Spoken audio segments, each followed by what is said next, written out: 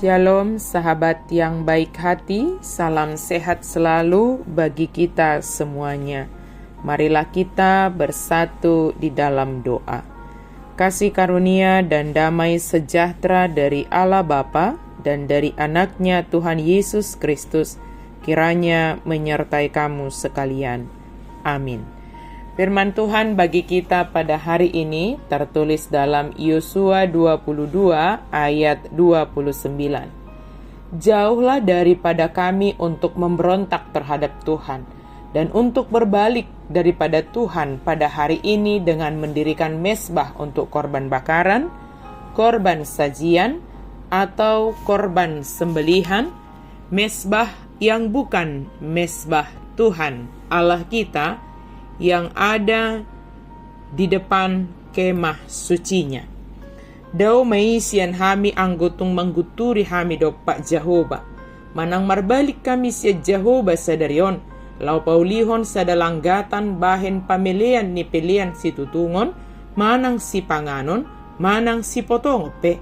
Bulik sian langgatan ni Jehovah. Depatatay na jongjong di jolo ni udung-udung na. Jauhlah dari kami memberontak terhadap Tuhan. Bani Ruben dan Gad serta setengah dari suku Manasye yang tinggal di seberang sungai Yordan mendirikan mezbah di dekat sungai Yordan.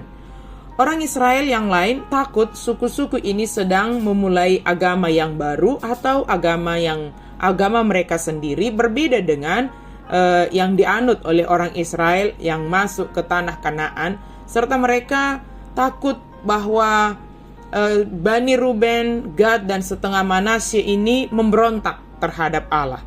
Sehingga mereka mendelegasikan Pinehas untuk mengetahui kebenarannya. Menganggap buruk maksud-maksud orang lain hanya akan menimbulkan masalah. Tetapi Israel menghindari ancaman perang saudara dengan lebih dulu bertanya sebelum melakukan penyerangan. Berhati-hatilah bereaksi sebelum kita mendengarkan cerita secara lengkap. Kemudian setelah Pinehas mendengarkan cerita yang sebenarnya bahwa suku-suku ini cemas bahwa tanpa adanya tanda yang kelihatan dari persatuan antara bangsa Israel di kedua sisi sungai Yordan, generasi-generasi berikutnya mungkin melihat konflik di antara mereka. Mezbah yang dibuat sama seperti mezbah Tuhan adalah untuk mengingatkan bangsa ini bahwa mereka semua menyembah Allah yang sama. Sering kita perlu diingatkan tentang iman para leluhur kita. Tindakan ini untuk menolong generasi selanjutnya tentang iman dan Allah yang mereka sembah. Dalam kehidupan kita sehari-hari, tindakan apa yang kita buat menunjukkan kebergantungan kita kepada Tuhan di hadapan anak-anak kita, sehingga mereka kelak juga mengikuti apa yang kita teladankan kepada mereka.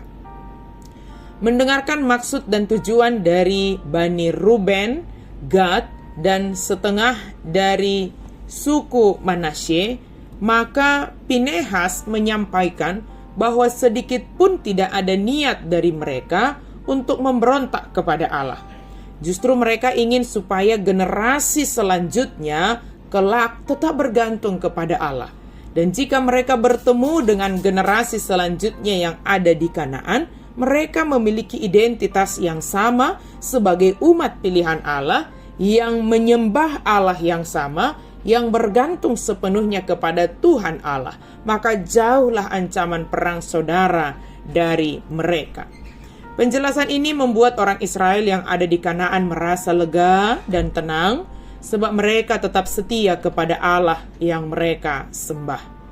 Sahabat yang baik hati, perenungan kita hari ini, jika ada sesuatu yang kita dengarkan tetapi belum kita pahami, belum kita mengerti, belum lengkap informasinya, maka jangan buru-buru untuk bereaksi atau meresponnya.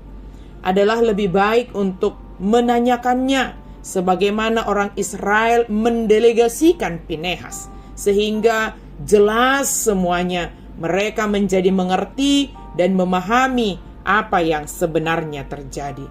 Demikianlah yang terjadi antara orang Israel yang sudah di Kanaan terhadap Bani Ruben, Gad, dan setengah dari suku Manasye. Mereka sedikit pun tidak memiliki niat dan tujuan untuk memberontak kepada Allah.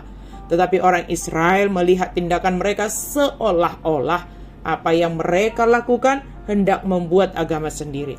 Tetapi setelah ditanyakan dengan jelas, ternyata tujuan mereka sungguh sangat baik, yaitu supaya generasi selanjutnya tetap percaya dan bergantung sepenuhnya hanya kepada Tuhan, dan mereka memiliki dan tahu identitas mereka sama dengan bangsa Israel yang memasuki tanah Kanaan. Dan marilah kita juga percaya dan bergantung sepenuhnya hanya kepada Tuhan.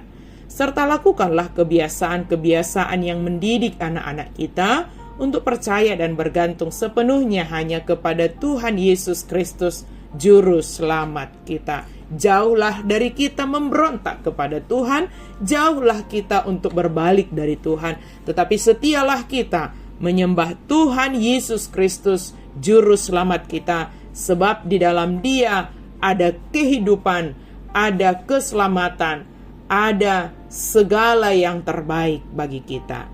Amin. Mari kita berdoa. Terima kasih Tuhan untuk firman-Mu. Engkau sangat mengasihi kami, dan kami senantiasa setia kepadamu saja, hanya menyembah-Mu saja. Ampuni kami Tuhan, jika kami melakukan kesalahan, jika kami mengandalkan diri kami sendiri, pikiran kami, kemampuan kami, materi kami. Ampuni kami ya Tuhan. Biarlah kami bergantung sepenuhnya, bersandar sepenuhnya, menyerahkan hidup kami hanya kepadamu saja, sebab Engkaulah yang memelihara kehidupan kami dan yang memberikan segala yang terbaik bagi kami. Dalam nama Yesus kami berdoa dan bersyukur. Amin.